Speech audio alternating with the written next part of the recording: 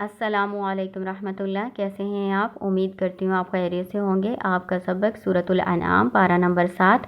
رکوع نمبر 14 ہے۔ شروع کرتے ہیں اللہ کے نام سے۔ اعوذ باللہ من الشیطان الرجیم، بسم اللہ الرحمن الرحیم۔ وَهُوَ الْقَاهِرُ فَوْقَ عِبَادِهِ وَيُرْسِلُ عَلَيْكُمْ حَفَظَةً حَتَّى إِذَا جَاءَ أَحَدَكُمُ الْمَوْتُ تَوَفَّتْهُ رُسُلُنَا وَهُمْ لَا يُفَرِّطُونَ۔ وَهُوَ الْقَاهِرُ، اور وہ غالب ہے، فوق عبادہ، اوپر اپنے بندوں کے، ویرسلو، اور وہ بھیجتا ہے، علیکم، تم پر، حفظہ، حفاظت کرنے والے فرشتے، حتیٰ، یہاں تک کہ، اذا، جب، جاء، آ گئی، احدکم الموت، تم میں سے کسی ایک کو موت، توفتہ، فوت کرتے ہیں اس کو، یعنی روح قبض کرتے ہیں اس کی، رسولنا، ہمارے بھیجے ہوئے فرشتے، وہم، اور وہ، لا یفرطون، نہیں وہ کوتاہی کرتے۔ اللہ تعالیٰ اس میں بتا رہے ہیں کہ اللہ تعالیٰ اپنے بندوں پر مکمل کنٹرول رکھتا ہے، مکمل اختیار رکھتا ہے، اور اللہ تعالیٰ نے اپنے بندوں پر فرشتے مقرر کیے ہوئے ہیں جو اللہ کے حکم سے ان کی نگرانی کرتے ہیں، ان کے ہر سارے اعمال اور ان کے جو اقوال ہیں ان کو نوٹ کرتے ہیں۔ آپ کو پتہ ہے ان فرشتوں کو کرامن کاتبین کہتے ہیں، جو انسان کا ہر عمل اور اس کا ہر قول نوٹ کر رہے ہیں، اور ذرا بھی وہ غفلت نہیں برتتے، کسی بھی چیز کی کوتاہی نہیں کرتے۔ ہمارا چھوٹا بڑا عمل کوئی بھی ہے نا، اس کو وہ فوراً لکھ لیتے ہیں۔ پھر حافظہ کا مطلب حفاظت کرنے والے بھی ہوتا ہے، یعنی اللہ تعالیٰ نے حفاظت کرنے والے فرشتے بھی مقرر کر رکھے ہیں ہر انسان کے ساتھ، جو اللہ کے حکم سے اس کی حفاظت کرتے ہیں، اس کو ہر آفت سے، ہر مصیبت سے اس کو بچاتے ہیں۔ تو دو قسم کے فرشتے یہاں پر ذکر کیے گئے ہیں، حفاظت کرنے والے اور نگرانی کرنے والے۔ پھر آگے بتایا گیا ہے کہ یہاں تک کہ تم میں سے کسی ایک کو موت آ جاتی ہے تو پھر اللہ تعالیٰ وہ فرشتے بھیجتے ہیں جو اللہ تعالیٰ نے روح قبض کرنے کے لیے مقرر کیے ہوتے ہیں۔ اللہ تعالیٰ نے فرشتوں کے نا کام مقرر کر رکھے ہیں نا، تو جو روح قبض کرنے والے فرشتے ہیں وہ اور ہیں، وہ پھر اللہ تعالیٰ بھیجتے ہیں ان کو، اور وہ اپنا کام سارا انجام دیتے ہیں، اور کوئی بھی کوتاہی نہیں کرتے۔ سارے ہی فرشتے اللہ کے حکم میں کوئی کوتاہی نہیں کرتے، جیسے اللہ تعالیٰ حکم دیتے ہیں اس کو پورا پورا اس حکم کو بجا لاتے ہیں۔ تو حدیثوں سے پتہ چلتا ہے جو روح قبض کرنے والے فرشتے ہیں نا، ان کا نام ملک الموت ہے۔ ان کے ساتھ باقی فرشتے جو ہیں، یہاں پہ جمع کا صیغہ استعمال ہوا ہے نا، تو ڈیوٹی تو ایک ہی فرشتے کی ہے جس کو ملک الموت کہتے ہیں، لیکن باقی فرشتے جو ہیں نا ان کے ساتھ مددگار ہوتے ہیں اس کام میں، روح نکالنے کے کام میں ان کے مددگار ہوتے ہیں، پھر انہیں اللہ کی طرف پہنچایا جاتا ہے ان روحوں کو۔ ثم ردوا إلى الله مولاهم الحق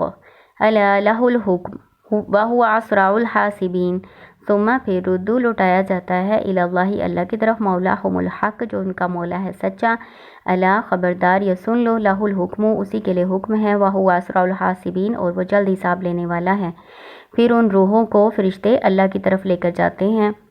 آپ نے یہ پہلے حدیثوں میں سن رکھا ہوگا، پڑھ رکھا ہوگا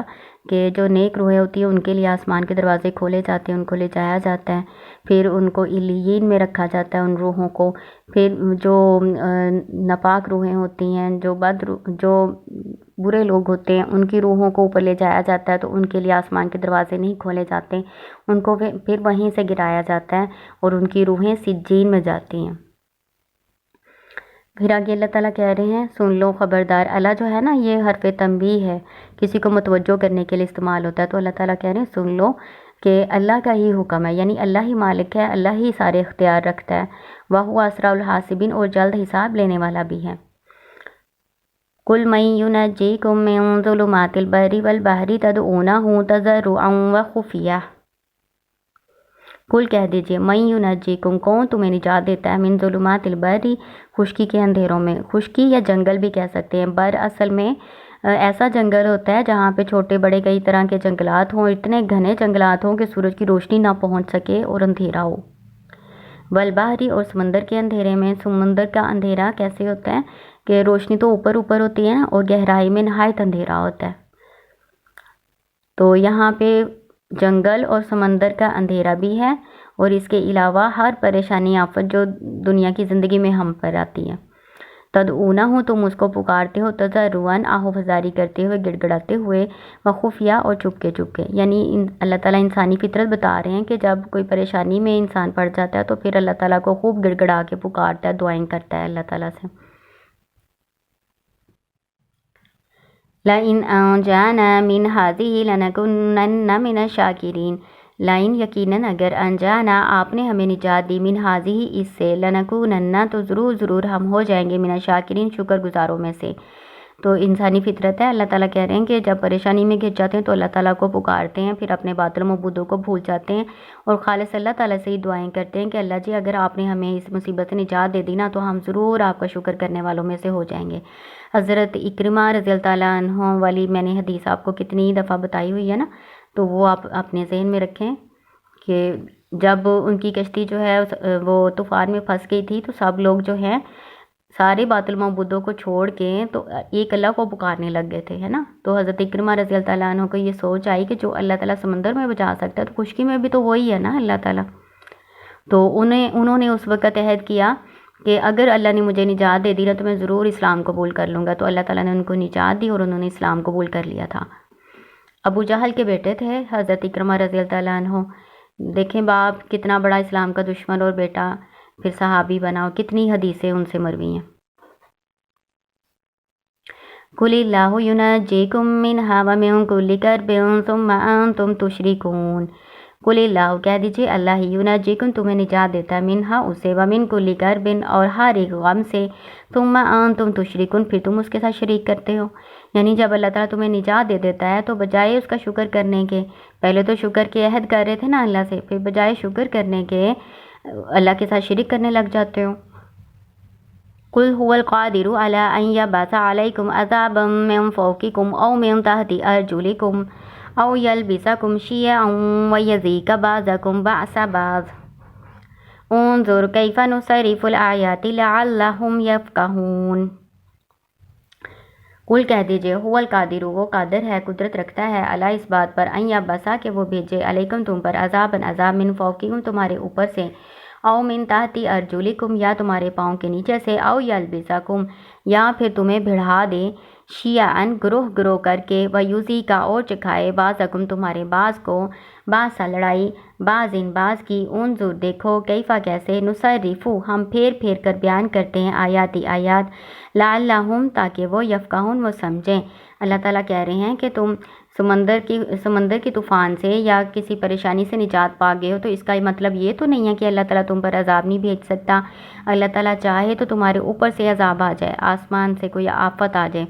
یا تمہارے پاؤں کے نیچے سے جیسے سیلاب اور زلزلہ وغیرہ کوئی اس طرح کی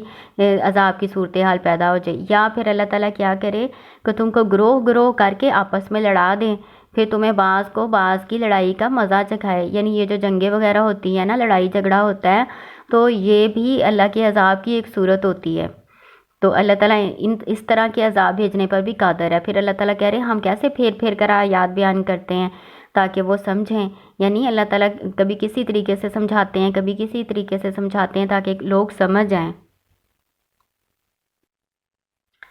کذب بہ قومک وہو الحق قل لست علیکم بوکیل، کذبہ جھٹلایا بھی اس کو قوموں کا آپ کی قوم نے، اے نبی صلی اللہ علیہ وسلم آپ کی قوم نے یعنی قریش مکہ نے اس کو جھٹلایا، وہو الحق اور وہ حق ہے، قل لست علیکم بوکیل کہہ دیجئے نہیں ہوں میں تم پر کوئی داروغہ کوئی نگران، یعنی اللہ تعالیٰ نے مجھے تم پر داروغہ یا نگران بنا کے تو نہیں بھیجا کہ میں زبردستی تم سے اسلام قبول کرواؤں، میرا کام تو تبلیغ کرنا ہے، اللہ کے پیغام کو پہنچا دینا ہے۔ لِكُلِّ نَبَإٍ مُسْتَقَرٌّ وَسَوْفَ تَعْلَمُونَ ہر ایک خبر کے لیے ایک وقت مقرر ہے، پھر عنقریب تم جان لو گے، یعنی اگر تم نہیں مانتے تو پھر تم عنقریب جان لو گے کہ تمہیں کیا اللہ کی طرف سے عذاب ہوتا ہے، کیا سزا ملتی ہے، اور ہر ایک خبر کے لیے یعنی ہر ایک کام کے لیے ایک وقت مقرر ہے۔ وَإِذَا رَأَيْتَ الَّذِينَ يَخُوضُونَ فِي آيَاتِنَا فَأَعْرِضْ عَنْهُمْ حَتَّى يَخُوضُوا فِي حَدِيثٍ غَيْرِهِ وَإِمَّا يُنْسِيَنَّكَ الشَّيْطَانُ فَلَا تَقْعُدْ بَعْدَ الذِّكْرَىٰ مَعَ الْقَوْمِ الظَّالِمِينَ۔ وَإِذَا اور جب رَأَيْتَ آپ دیکھیں الَّذِينَ ان لوگوں کو یخوضون جو مشغول ہوتے ہیں فی آیاتنا ہماری آیات میں، فعارض عنہم پس اعراض کریں ان سے، منہ موڑیں ان سے، حتیٰ یہاں تک کہ یخوضوا وہ مشغول ہو جائیں فی حدیث ان باتوں میں، غیر ہی اس کے علاوہ،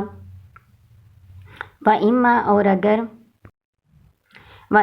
اگر یونسینک شیطان بھلا دے آپ کو شیطان، فلا تقعد پس نہ آپ بیٹھیں، بعد ذکر بعد یاد آنے کے، مع ساتھ قوم ظالمین ظالم قوم کے۔ اس میں اللہ تعالیٰ کہہ رہے ہیں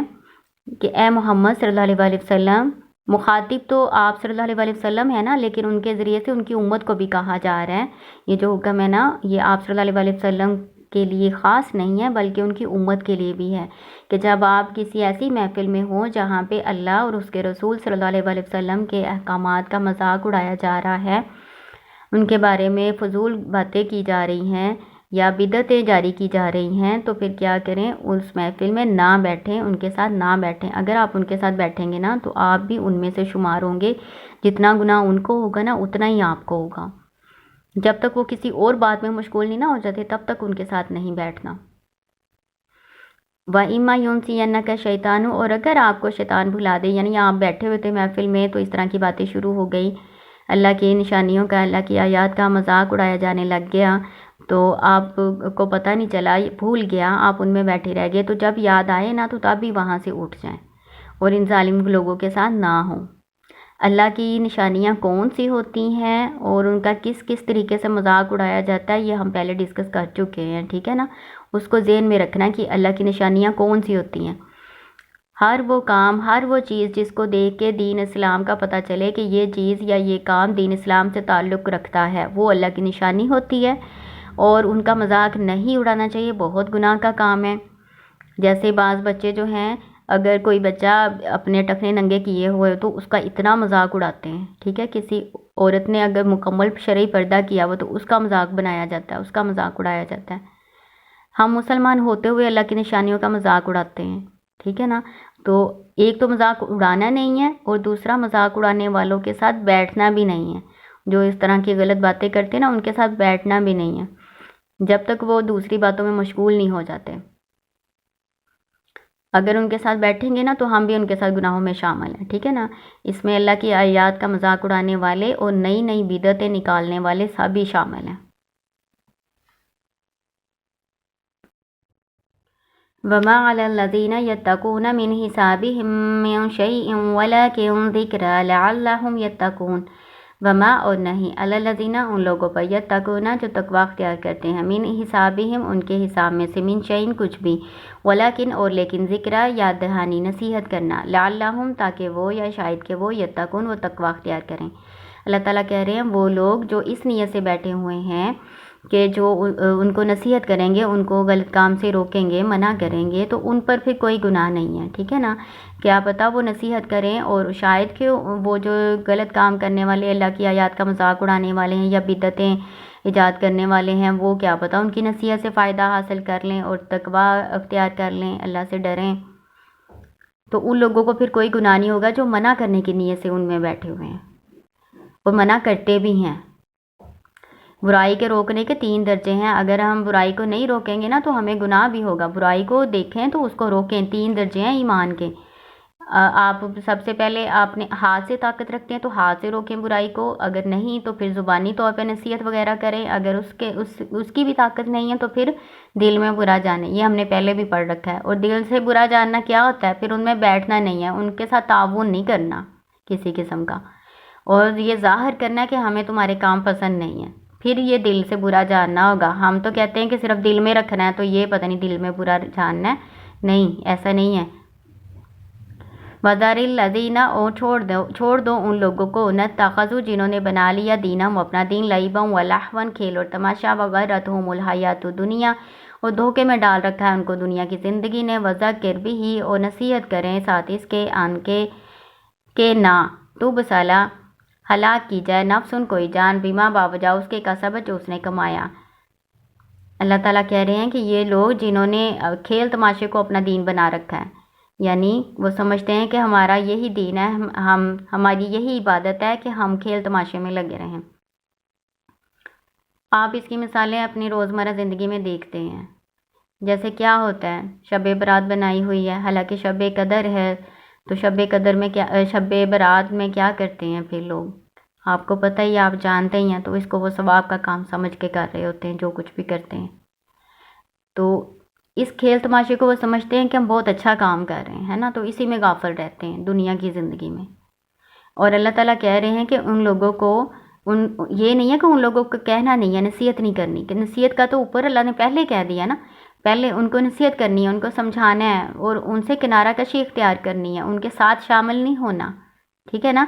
اور ان کو نصیحت بھی کرنی ہے. پھر اللہ تعالیٰ نے اوپر بھی نصیحت کا کہا، پھر اس کے آگے پھر نصیحت کا کہا ہے کہ ایسے لوگوں کو نصیحت کرنی ہے.